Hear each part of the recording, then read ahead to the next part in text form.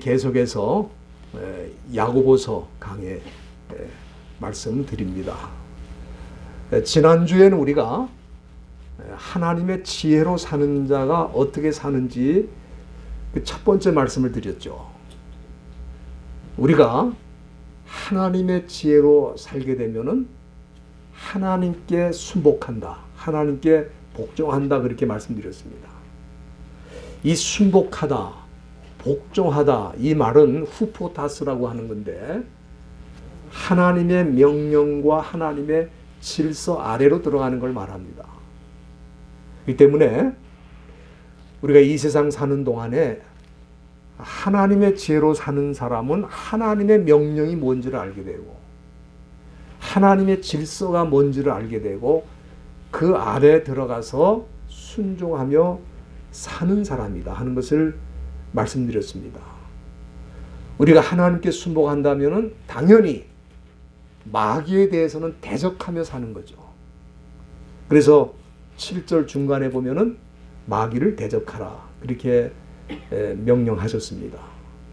그래서 우리가 하나님께 순종하고 하나님의 질서 아래로 들어가면은 마귀를 대적하는 능력이 더 강해지고 마귀도 우리를 두려워합니다. 그러나 우리가 하나님을 적당히 믿고 양다리를 걸치고 두 마음을 품고 살면은 마귀가 우리를 우습게 본다, 그렇게 말씀드렸습니다. 두 번째는 하나님의 지혜로 사는 자는 하나님 앞에 겸손하게 산다, 그렇게 말씀드렸죠. 마귀는 교만한 사람들을 절대로 두려워하지 않습니다. 마귀는 오히려 자기가 사용하기 제일 좋은 사람이 교만한 사람이라고 보기 때문에 교만한 사람은 환영해요. 두려워하지 않습니다. 그래서 우리 믿는 성도들에게도 이 마귀는 교만한 마음을 넣어주고 싶어 하죠. 왜? 교만하면은 자기가 시키는 대로 다 하니까. 그렇지만 우리 하나님은 교만한 자를 물리치신다고 그랬습니다. 이 물리치신다는 게 안티 타소마이라 그런 거죠. 후포타소는 하나님의 질서 아래로 들어가는 거고 안티가 들어갔으니까 그거는 하나님께 대적하는 거고 또 하나님은 우리를 대적하는 것입니다. 그래서 마귀는 교만한 사람은 두려워하지 않아요. 그러나 겸손한 사람은 하나님이 계속해서 은혜를 주시기 때문에 그 사람을 두려워합니다. 저와 여러분들이 이렇게 하나님 앞에 겸손한 모습으로 살기 때문에 주님이 주시는 은혜를 끝없이 받으시고 마귀를 대적하고 승리하시기를 주님의 이름으로 부탁드립니다. 오늘은 하나님의 지혜로 사는 자 세 번째 말씀을 드립니다. 오늘 본문 8절 초두에 보면은 하나님의 지혜로 사는 자는 여기 하나님을 가까이 한다 그랬어요. 하나님을 가까이 한다. 그래서 우리가 한번 자신을 좀 생각해 보시면 좋을 것 같은데, 예를 들어서 내가 점점 하나님과 멀어지는 느낌을 갖게 되었다. 그렇게 만약에 생각이 들면은 그거는 내가 세상의 지혜로 살고 있구나, 그렇게 생각하면 돼요.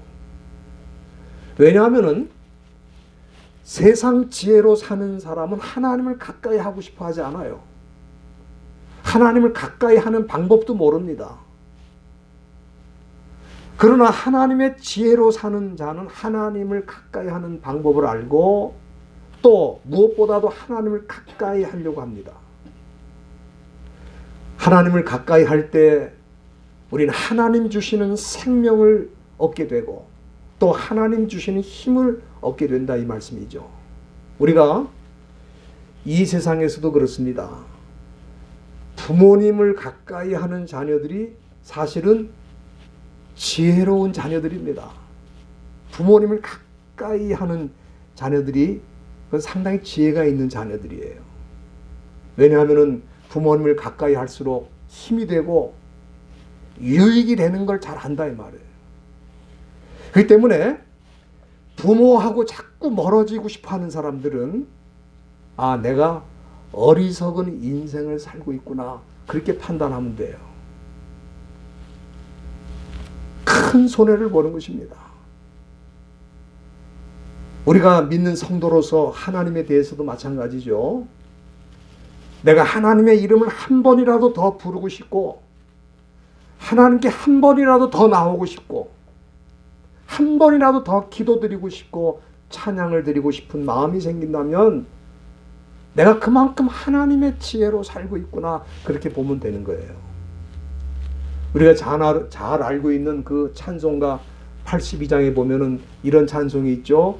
나의 기쁨 나의 소망 되시며 나의 생명이 되신 주 밤낮 불러서 찬송을 드려도 늘 아신 마음뿐일세.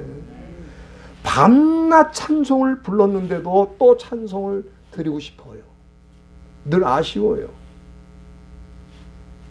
그만큼 하나님을 가까이 하고 싶고 하나님을 높이고 싶고 하나님께 찬양을 드리고 싶은 사람은 그건 하나님의 지혜로 사는 사람입니다.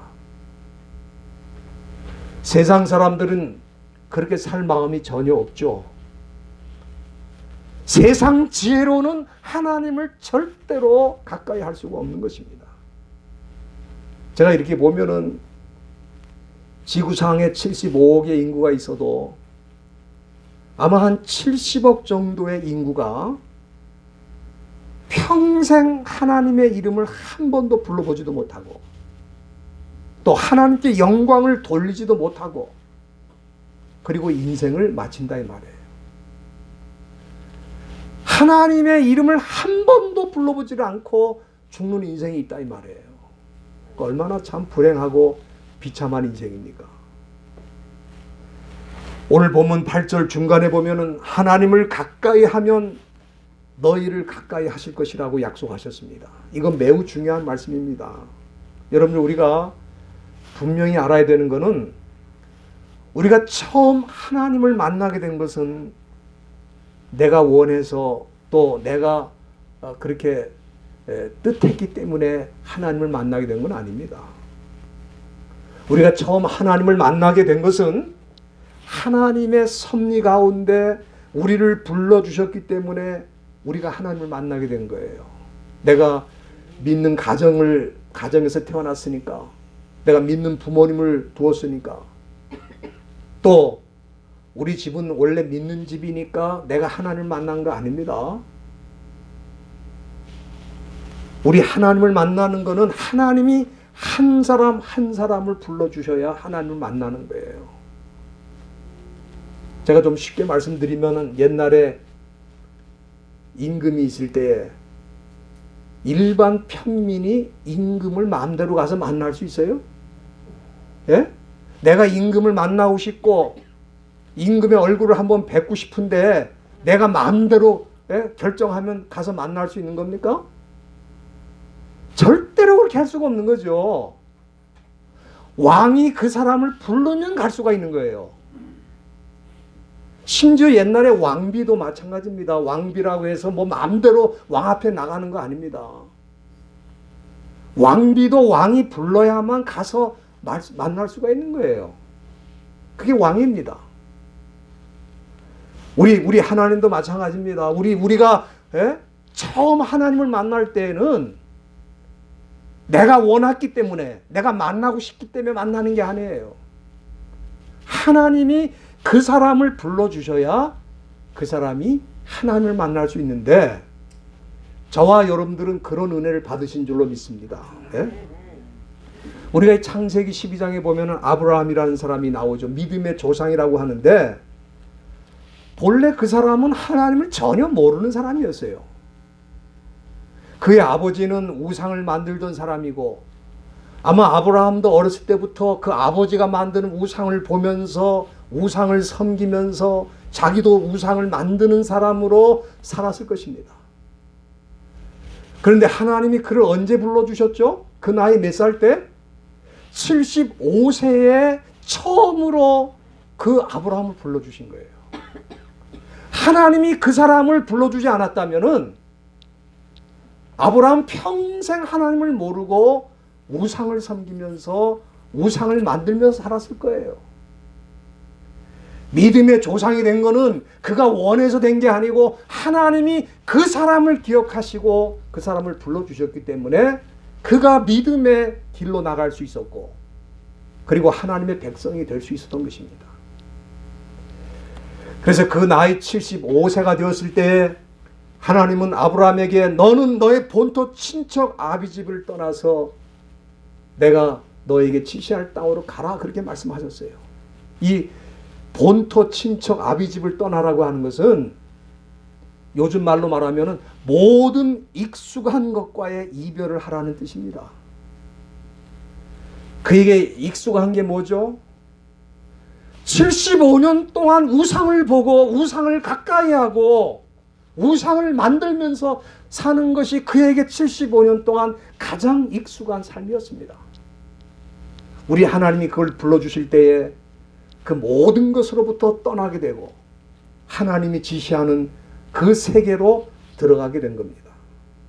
그렇기 때문에 처음 하나님을 만나는 건 저나 여러분이나 우리의 의지와 우리의 뜻으로 결정된 게 아닙니다.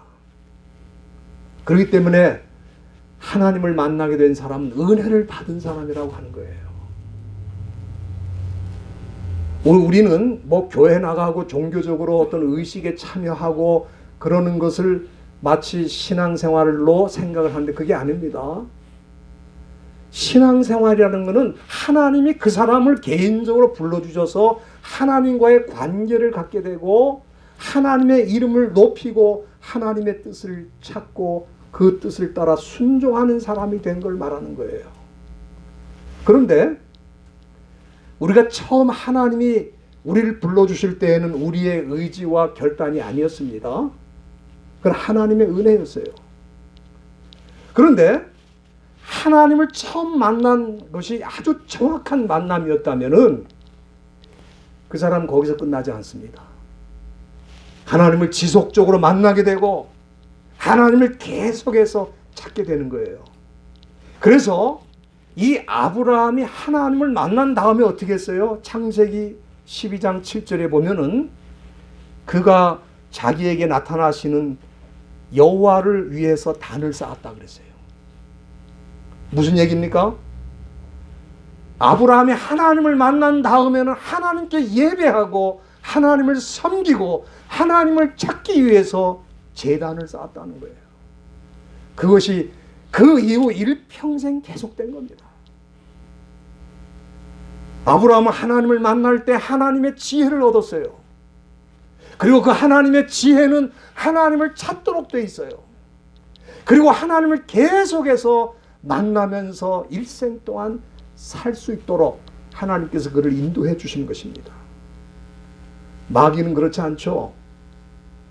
마귀는 하나님을 처음 만난 사람이라도 어떻게든지 방해를 해가지고 하나님을 그 이후에 지속적으로 만나는 것을 못하도록 한다 이 말이에요. 그래서 바쁘게 만들고 사건이 터지게 하고 일이 생기고 뭐 분주하고 우리가 그럴 때 넘어지면 하나님과의 교제가 멀어지는 거죠. 그러나 하나님의 지혜를 얻은 사람들은 마귀가 나로 하여금 하나님과 멀어지도록 이렇게 악랄하게 나를 유혹하는구나.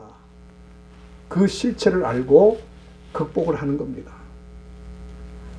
그러면은 하나님을 이렇게 가까이 하는 자를 하나님께서 어떻게 하시는가?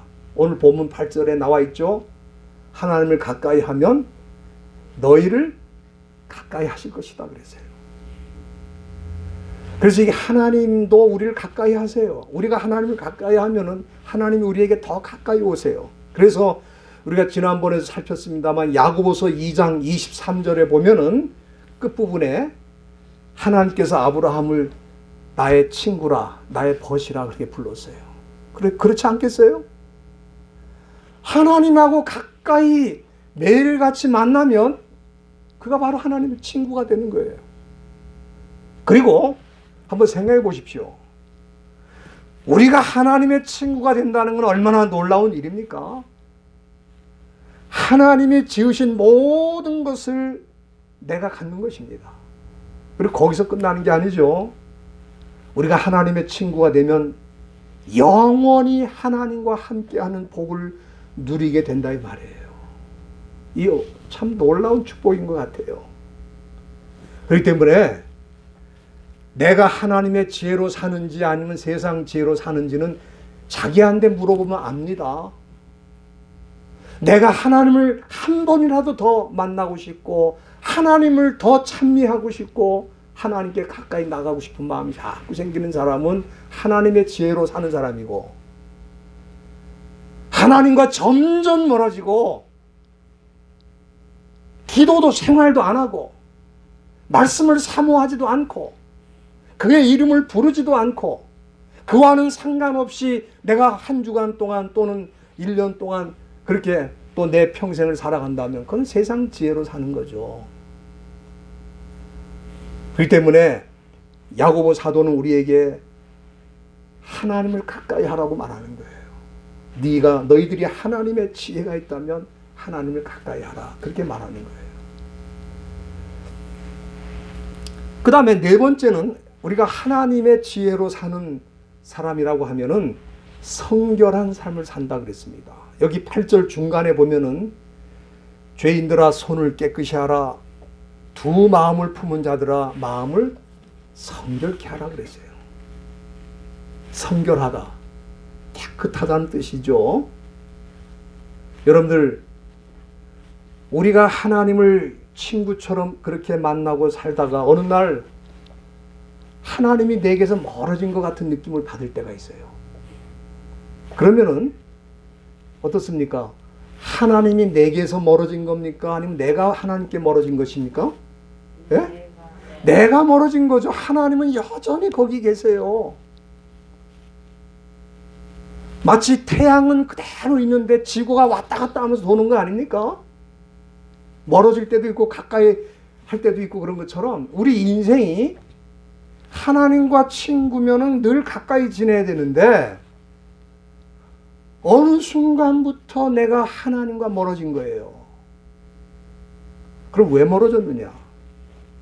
그거는 나도 모르게 마귀의 유혹을 받아서 죄를 짓거나 양다리를 걸치고 세상과 주님 양다리를 걸치고 살거나 두 마음을 품고 살면은 하나님도 중요하지만 나에게는 물질도 돈도 더 중요하다.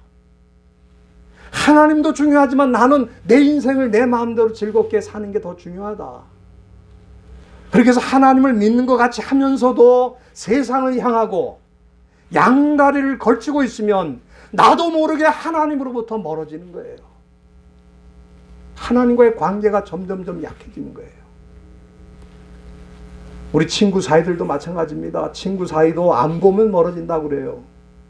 아무리 가까운 친구라도 안 보고 살면 멀어지는 거예요. 가족도 그래요. 가족도 안 보고 살면 멀어지는 겁니다. 지금 이 전 세계가 어떻게 되냐면 이산 가족이 돼버려서 전 세계가 뭐 남북한 실향민만 이산 가족이 아니고 지금 전 세계가 이산 가족으로 살고 있어요. 지금 사람들이 안 보고 있으면 멀어지는 거예요.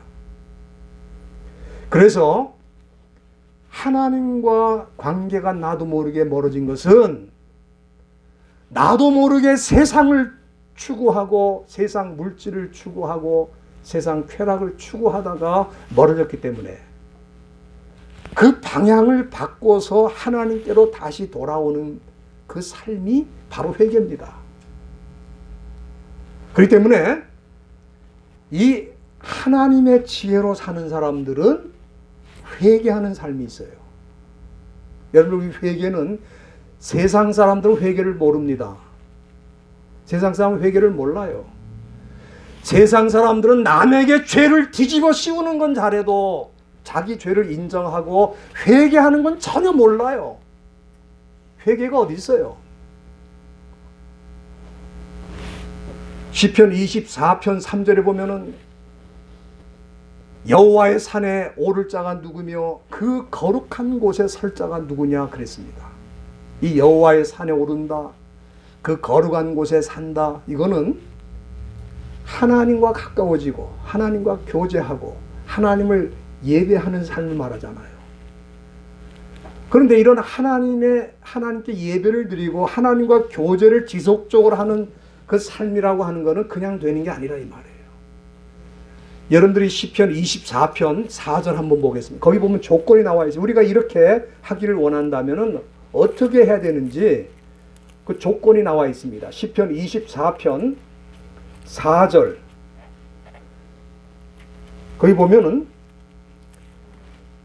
그 3절부터 우선 보겠습니다. 여호와의 산에 오를 자 누구며 그 거룩한 곳에 설 자가 누군고 곧 손이 깨끗하며 마음이 청결하며 뜻을 허탄한 데 두지 아니하며 거짓 맹세치 아니하는 자로다 그랬어요.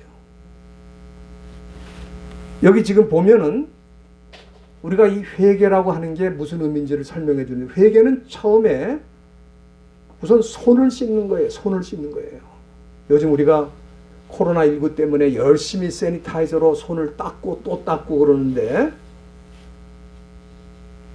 그렇게 손을 세니타이저로 닦아서 손을 깨끗이 하면 얼마나 좋겠습니까? 이 손을 깨끗이 씻는다는 건 뭡니까? 손으로 하는 범죄가 많아요. 여러분들 강도질도 손으로 하는 거죠. 살인도 손으로 하죠. 폭행도 손으로 하죠. 도박하는 것도 손으로 합니다. 그래서 어떤 사람이 도박하다가 패가 망신하게 돼서 할 수 없이 자기가 내가 더 이상 도박을 안 하겠다고 자기가 손가락을 다 잘랐어요. 도박을 안 하겠다고. 근데 나중에 어떻게 됐냐면 발꼬락으로 하더라는 거예요. 도박을. 그런다고 손을 잘라서 도박을 안 하고 손을 잘라면 깨끗이 하게 되고 그런다면 얼마나 좋겠어요. 손을 깨끗이 하는 것은 손으로 지은 모든 죄를 하나님 앞에 철저히 회개하는 걸 말합니다.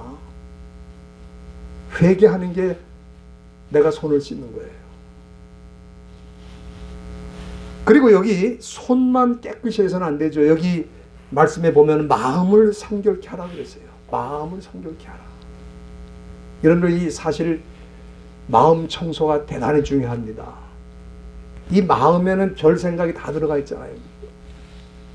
온갖 죄를 짓는 생각이 이 마음속에 다 들어가 있는 거예요. 그 마음을 정리하지 않으면 아무리 손을 100번 씻어도 깨끗한 삶을 살 수가 없는 거죠. 특별히 우리가 양다리를 걸치고 두 마음을 품은 거, 하나님과 친구라 그러면서도 세상과 친구가 되고, 하나님을 섬긴다 그러면서도 돈을 섬기고, 우리도 모르는 사이에 이렇게 두 마음을 가졌던 것을 깨끗이 정리해야 우리 하나님과 친구 관계가 다시 회복이 되는 거예요. 여러분, 세상에서는 능력 있는 사람을 뭐라 그럽니까? 두 마리 토끼를 잡는 사람이 능력 있다고 그래요. 예? 두 마리 토끼를 잡아야 돼. 그래서 이 양다리를 걸치고 여기도 저기도 예? 두 마리 토끼를 다 잡으려고 생각하고 그런 사람들을 성공한 사람으로 보는데, 우리 하나님은 두 마음 양다리를 제일 싫어하세요. 우리 하나님과 친구가 되려면은 두 마음을 품고 양다리를 걸치는 것은 절대로 해서는 안 되는 겁니다. 내가 세상과 친구가 되려면 그렇게 해도 돼요. 그러나 하나님과 친구가 되는 것이 영원한 가치가 있다는 걸 알고 있는 우리들은 그렇게 살 수가 없는 거예요. 여러분들 모세 후계자가 누구죠? 여호수아잖아요. 여호수아가 이스라엘 백성들을 인도해서 가나안 땅, 약속의 땅까지 들어와서 이제 가나안 족속들을 몰아내고 그 땅을 차지하는데, 자기가 보니까 이스라엘 백성들 가운데 심각한 문제가 있어요. 그건 뭐냐면은 그들이 하나님을 섬긴다고 하면서도 가나안 땅의 우상과 신들을 섬기고 두 마음을 품고 있었다 이 말이에요. 그래서 이 여호수아가 이제 죽을 날이 가까이 왔을 때 이스라엘 백성들에게 간곡하게 부탁하는 말씀이 여호수아서 한번 보시기 바랍니다. 여호수아서 24장 15절에 보면은 이제 자기의 인생이 저물어 가는 걸 알고 내가 이스라엘 백성들에게 반드시 이 말씀은 내가 해야 되겠다. 그리고 했던 말씀이 15절 한번 보시겠습니다. 만일 여호와를 섬기는 것이 너희에게 좋지 않게 보이거든 너희 열조가 강 저편에서 섬기던 신이든지 혹 너희의 거하는 땅 아모리 사람의 신이든지 너희 섬길 자를 오늘날 택하라. 오직 나와 내 집은 여호와를 섬기겠노라. 강 저편은 뭐예요? 가나안 땅에 들어오기 전에 광야에서도 이스라엘 백성들이 우상을 섬겼잖아요. 모세가 십계명을 받으러 시내산에 올라가니까 그걸 못 참고 금송아지를 만들고 그 앞에 절하고 우상을 섬기던 백성입니다. 그리고 가나안 땅에 들어와서도 여기 가나안 사람들이 섬기는 그 신을 또 따라서 섬기는 거예요. 그러니까 이스라엘 백성들의 문제가 뭡니까? 하나님의 백성인데 여전히 세상신, 우상신을 섬기고 있었다는 거예요. 우리 이 시대에 믿는 사람들도 똑같습니다. 하나님을 믿는다고 그러지만 세상신을 섬기는 거예요. 자기도 모르게. 그러니까 여호수아가 간곡하게 부탁한 게 너희 섬길 자를 택하라 이 말이에요. 여러분 우리가 처음 하나님을 부름받기 전에는 우리가 하나님을 선택할 수가 없습니다. 많은 분들이 그렇게 생각해요. 내가 처음부터 하나님을 선택하고 하나님을 믿기로 작정하고 나왔다. 여기 그런 사람 아무도 없어요. 처음에는 내가 섬길 자를 택할 수가 없어요. 그냥 우상을 섬기는 게 자연스러운 거니까 내가 하나님을 택해서 하나님을 섬기는 그건 있을 수가 없습니다. 그냥 우상을 섬기는 거지 내가 그 중에 하나님을 그런 건 없습니다. 그러면은 우리 모두가 하나님의 선택을 받고 하나님을 믿게 된 거잖아요. 그 다음에는 우리가 선택해야 되는 거예요. 그 다음에는 하나님의 부르심을 받은 다음에는 내가 하나님과 계속해서 교제를 할 것인가 아니면 하나님 없이 내 인생을 그저 세상에서 세상 사람들이 사는 것처럼 살 것인가 그거는 이제 내가 선택해야 돼. 그 다음에는 그러니까 지금 저와 여러분들은 선택할 수 있는 입장이 있는 거예요. 왜? 부르심을 받았으니까. 여호수아도 마찬가지고 이스라엘 백성들도 하나님의 부르심을 받은 백성들이잖아요. 그래서 선택할 수가 있어요. 하나님을 친구로 삼고 하나님을 섬기며 살 것인지 아니면 그 당시에 가나안 사람들이 세상 사람들이 사는 방식으로 살 것인지 너희들이 택하라 이 말이에요. 지금 그때 백성들이 대답하여 가로되 여호와를 버리고 다른 신들 섬기는 일을 우리가 결단코 하지 않겠다. 그렇게 반응을 보였습니다. 이 시대의 가장 큰 교회 문제는 교회에 사람이 많지 않고 재정이 부족하고 프로그램이 없고 그런 건 하나도 문제가 아닙니다. 그런데 치중해서 살면 교회가 세상으로 향하는 거예요. 교회가 관심을 가져야 되는 건 뭐냐면은 하나님의 부르심을 받은 백성들이 어떻게 하나님과의 관계를 계속해서 유지하면서 살 수 있을 것인가? 교회는 거기에 관심을 가져야 되는 거예요. 그것이 바로 회개하는 것입니다. 본문 9절 말씀에 야고보가 뭐라고 그럽니까? 슬퍼하며 애통하며 울지어다 그랬어요. 너희 웃음을 애통으로 너희 즐거움을 근심으로 바꾸라 그랬습니다.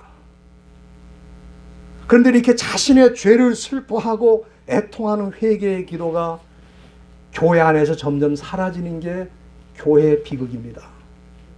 이게 비극이에요. 예수 믿고 하나님의 백성이라고 하는 사람들도 세상 사람들처럼 사는 겁니다. 세상 사람들이 어떻게 삽니까? 내가 무슨 죄가 있어, 내가. 죄를 인정하지 않잖아요. 여러분들 한번 죄인도 죄가 있다고 그러면 싫어합니다. 제가 교도소를 가서 전도를 해보니까 교도소에 있는 사람들이 제일 싫어하는 말이 뭐냐 하면 여러분들은 죄인입니다. 이걸 제일 싫어해요. 지금 죄 짓고 들어왔잖아. 그런데도 여러분들은 죄인입니다. 회개하실, 이거 아주 굉장히 싫어합니다. 그래서 교도소 가서 선교할 때는 그 금기어예요.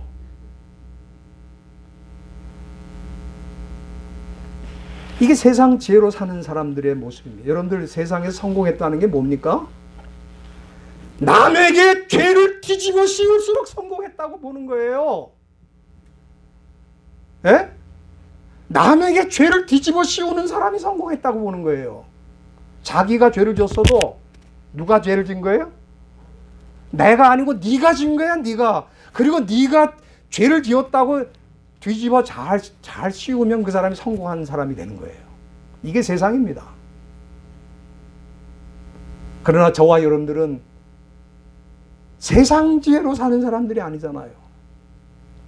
오히려 남이 지은 죄도 내가 지었나 보다 생각하고 엎드려 회개하는 사람들이 하나님의 지혜로 사는 사람들이에요. 그런 사람들을 마태복음 5장 4절에 보니까 예수님 말씀하셨잖아요. 애통하는 자는 복이 있나니 그들이 위로를 받을 것이라. 하나님의 위로를 받고 하나님이 함께 하시는 은혜를 받고 하나님과 친구가 되고 하나님과 교제하는 거예요. 여러분들 사도행전 3장 19절 한번 보시기 바랍니다. 거기 보면은 베드로가 회개할 때 어떤 일이 일어나는지를 말씀해 주신 내용이 거기 나와 있는데, 우리가 회개하게 되면은 어떤 일이 일어납니까? 3장 19절 말씀 한번 다 보시길 바랍니다. 그러므로 너희가 회개하고 돌이켜 너희 죄 없이 함을 받으라. 이같이 하면은 유쾌하게 되는 날이 주 앞으로부터 이를 것이요. 여러분이 유쾌하게 된다는 이 말이 성경 전체에서 여기 한 번 쓰였어요. 그렇게 중요한 단어입니다. 여러분, 이 유쾌하게 된다는 말이 아납숙시스라고 하는 좀 어려운 말입니다. 아납숙시스라고 그러는데, 이거는 우리가 숨이 막혀서 죽어가는 사람에게 산소를 공급하면 살아나잖아요. 물에 빠져갖고 숨을 못 쉬고 죽어가던 사람도 건져가지고 인공호흡시키면 산소를 공급해 주는 거잖아요. 그러면 살아난다 이 말이에요.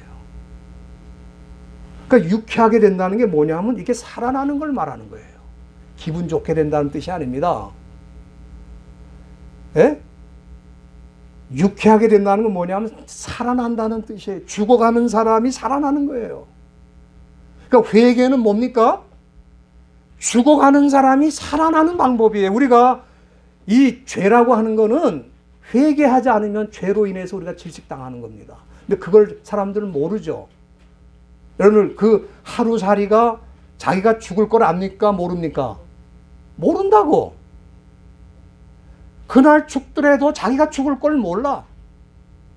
그러니까 지금 이 세상 지혜로 사는 사람들은 정확하게 말하면 사는 게 아니고 죽는 거예요. 죽음으로 가는 거예요. 지금 하루하루 죽음을 향해서 가는데 자기만 모르고 있어. 하루살이처럼. 그러나 하나님 앞에서 자기 죄를 깨우치고 회개하는 사람은 살아나는 거예요. 영이 살고 하나님과 가까워지고 생명을 얻고 유익을 얻고 점점점 복된 삶으로 나가는 겁니다. 이게 바로 하나님의 지혜로 사는 사람이에요. 우리 한국교회는 회개하던 교회였습니다. 1907년 평양 산정교회 대부흥의 역사가 일어난 그 이유가 회개운동이에요. 회개운동. 그러니까 남이 지은 죄도 내가 지은 것으로 생각하고 회개를 하던 교회가 어느 날부터 교회는 회개가 사라졌어요. 세상 사람들처럼 다른 사람에게 죄를 뒤집어 씌우는 일에 얼마나 바쁜지 몰라요. 여러분들 참 죄송한 일입니다. 우리 총회 가도 그렇고 노회 가도 그렇고 하는 일이 뭐냐? 다 남에게 죄를 뒤집어 씌우는 결정을 하는 거예요. 대부분 보면은 자기 죄를 회개하는 일이 거의 없습니다. 교회도 마찬가지예요. 그래서 하나님과 멀어지는 겁니다. 그러니까 점점 죽어가는 거예요. 그렇기 때문에 오늘 야고보 사도는 우리가 정말 하나님의 지혜로 산다면 첫째는 하나님을 가까이 해야 된다. 그리고 또 한 가지는 우리가 무슨 죄를 지었든지 손으로 죄를 지었든지 마음으로 죄를 지었든지 성결하게 해야 된다. 그래서 하나님과 가까워질 때 우리는 하나님의 친구가 되고 영원히 그와 함께 사는 복을 누리게 될 줄로 저는 확실히 믿습니다. 기도하겠습니다.